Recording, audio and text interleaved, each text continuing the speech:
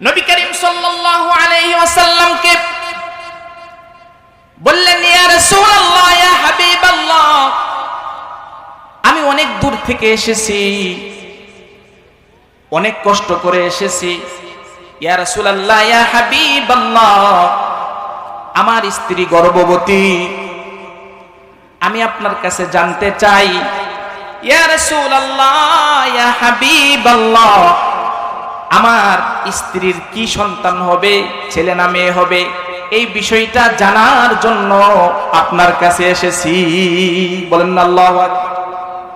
এই গ্রামের ব্যক্তি আয়েশা নবী করিম সাল্লাল্লাহু আলাইহি ওয়াসাল্লামকে কি করছেন, বলছে যে আমার স্ত্রী গর্ভবতী, আমার স্ত্রীর গর্ভে ছেলে সন্তান হবে নাকি মেয়ে সন্তান হবে, এই বিষয়টা জানার জন্য আপনার কাছে এসেছি।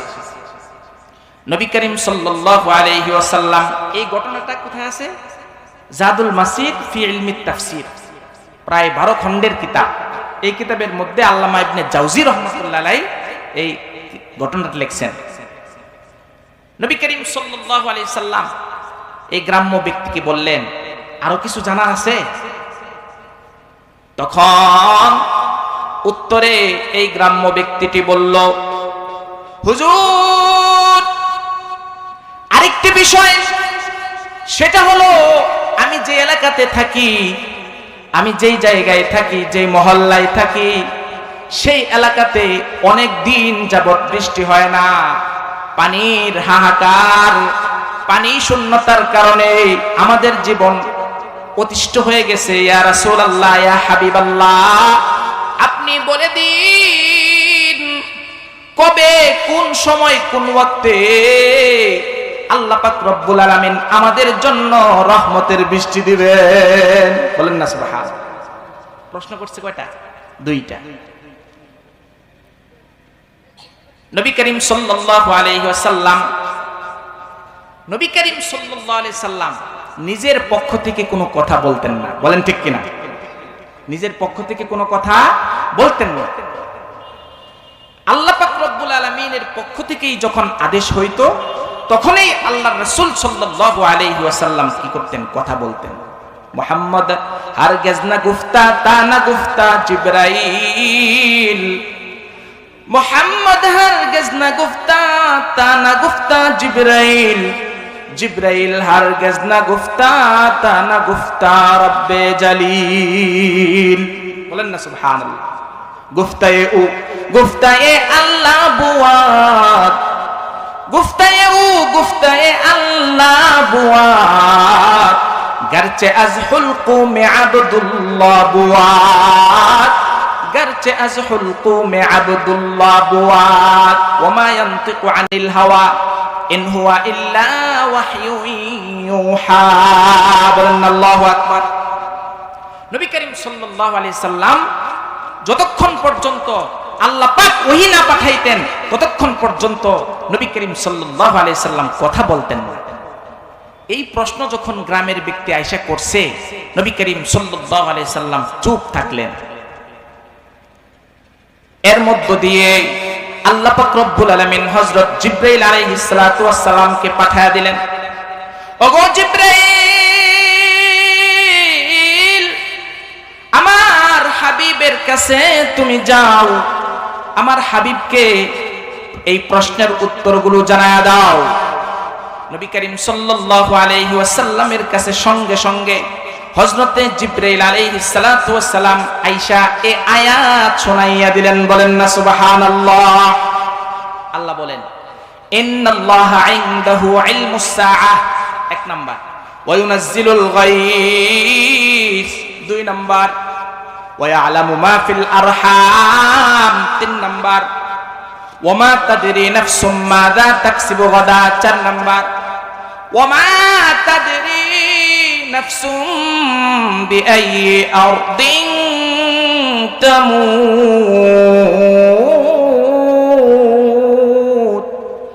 ইন্নাল্লাহা আলিমুন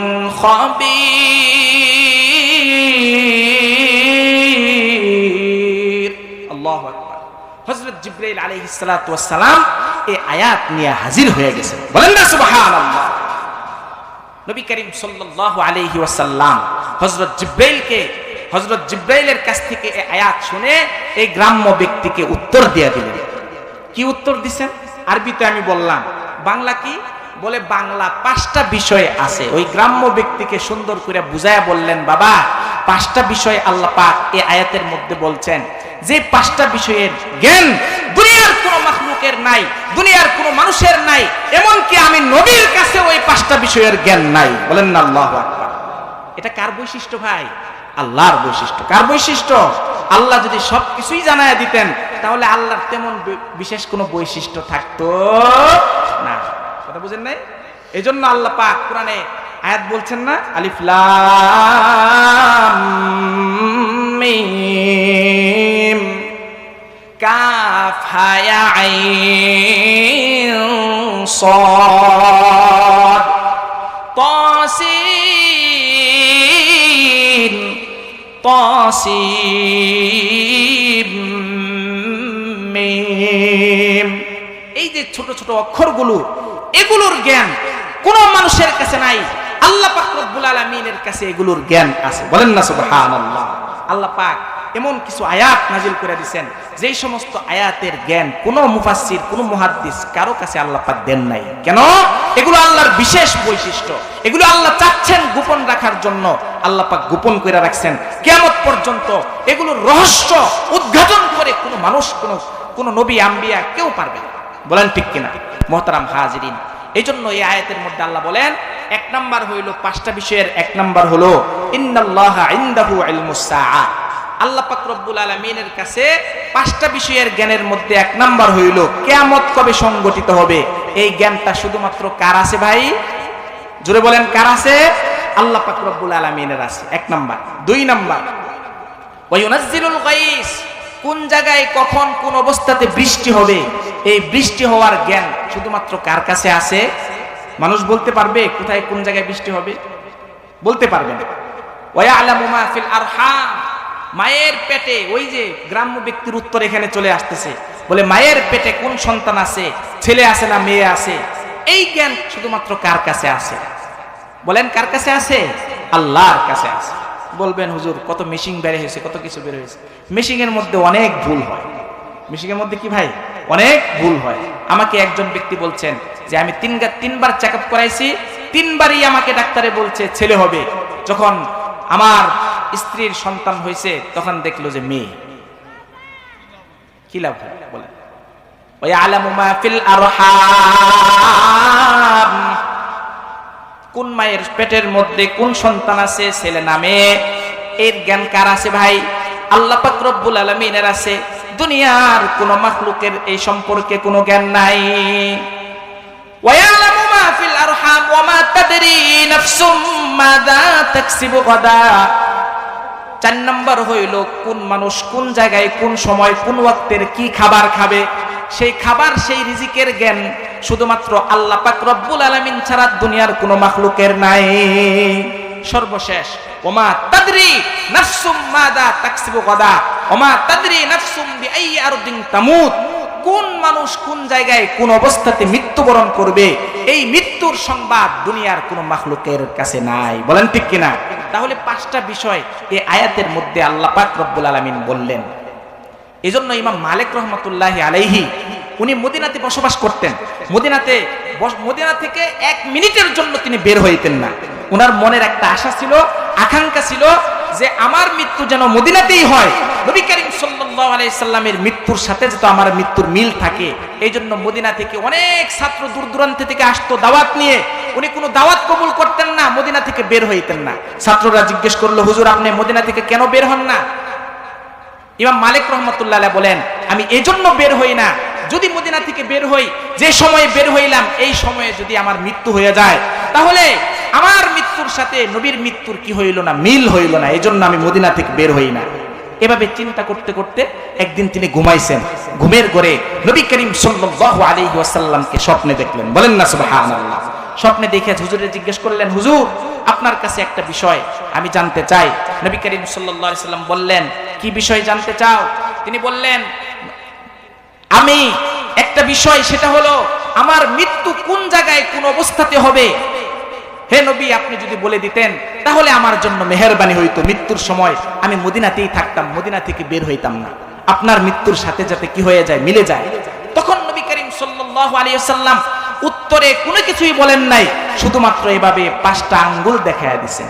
এভাবে কয়টা আঙ্গুল দেখাইছেন ভাই? 5টা আঙ্গুল দেখায় ইশারা দিলেন।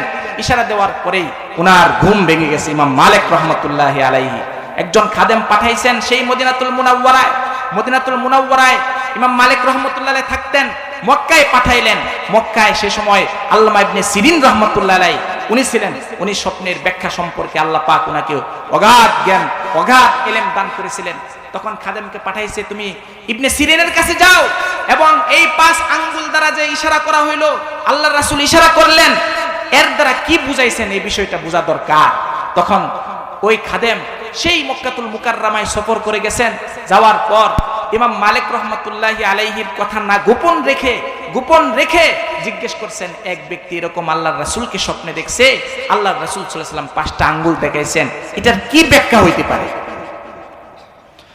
আল্লামা সিরিন রহমতুল্লাহি আলাইহি উত্তরে বললেন, এই স্বপ্ন যিনি দেখেছেন তিনি তো ইমাম মালিক ছাড়া এখন এই সময়ে দুনিয়াতে এত বড় কোনো আলেম নাই, এত বড় কোনো ওলি নাই, এত বড় কোনো বুজুর্গ নাই যে ব্যক্তি এরকম স্বপ্ন দেখতে পারে। আমি জানি এই স্বপ্ন ইমাম মালিক ছাড়া আর কেউ দেখতে পারে না। বলেন না সুবহানাল্লাহ।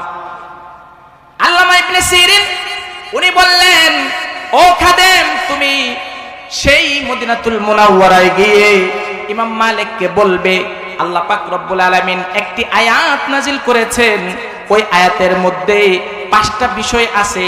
নবী করিম সাল্লাল্লাহু আলাইহি ওয়াসাল্লামকে যখন ইমাম মালিক প্রশ্ন করছে যে আমার মৃত্যু কখন কোন অবস্থাতে হবে, তখন নবী করিম সাল্লাল্লাহু আলাইহি সাল্লাম 5 আঙ্গুল দ্বারা সেই আয়াতের 5টা বিষয়কে বুঝাইছেন। বলেন না সুবহানাল্লাহ। সেই 5টা বিষয় কি? তখন আল্লামা ইবনে সিরিন রাহমাতুল্লাহ আলাইহি এই কোরআনের আয়াত তেলাওয়াত করলেন, ইন্নাল্লাহা ইনদাহু ইলমুস সাআ ওয়া ইউনাজ্জিলুল গায়স ওয়া ইয়ালামু মা ফিল আরহাম ওয়া মা তাদরি নাফসুম মাযা তাকসিবু গাদা ওয়া মা তাদরি নাফসুম বিআইয়ি আরদিন তামুত ইন্নাল্লাহা আলিমুন খাবীর। এই আয়াত শোনায়া দিলেন। তখন ইমাম মালিক রহমতুল্লাহ আলাইহির বিষয়টা কি আসছে, বুঝে আসছে। এই আলোচনা দ্বারা আপনারা কি বুঝলেন? গায়েবের সংবাদ শুধুমাত্র কে জানে? একটু কথা বলেন। গায়েবের সংবাদ কে জানে? দুনিয়ার কোনো ফকির, দুনিয়ার কোনো ওলি, দুনিয়ার কোনো গাউস, দুনিয়ার কোনো নবী গায়েবের সংবাদ কি জানে ভাই? গায়েবের সংবাদ জানে না। যারা বলে নবী গায়েব জানে, নিঃসন্দেহে তারা আল্লাহ পাক রব্বুল আলামিনের এই কোরআনের আয়াতকে তারা অস্বীকার করতেছে। বলেন ঠিক কিনা?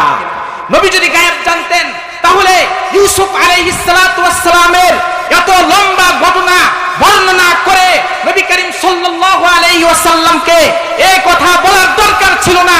যালিকা মিন আম্বাইল গায়ব। ও নবী, আপনাকে ইউসুফের ঘটনা জানাইছি, আপনাকে ইউনুস আলাইহিস সালাতু ওয়াস সালামের ঘটনা জানাইছি, আপনাকে জাকারিয়া আলাইহিস সালাতু ওয়াস সালামের ঘটনা জানাইছি। এই সমস্ত ঘটনা ছিল অদৃশ্যের সংবাদ, গায়েবের সংবাদ। আপনি জানতেন না, আমি আল্লাহ পাক রব্বুল আলামিন কোরআনের আয়াত নাযিল করে আপনাদেরকে আপনি নবীকে জানাইছি। বলেন ঠিক কিনা? সুতরাং গায়েবের সংবাদ আপনি জানেন না। গায়েবের সংবাদ এটা শুধুমাত্র আমি আল্লাহর বিশেষ এক বৈশিষ্ট্য। বলেন ঠিক কিনা? সুতরাং এখন যারা বলবে যে গায়েব, নবী গায়েব জানে, নিঃসন্দেহে তারা কোরআনের অস্বীকারকারী। বলেন ঠিক কিনা?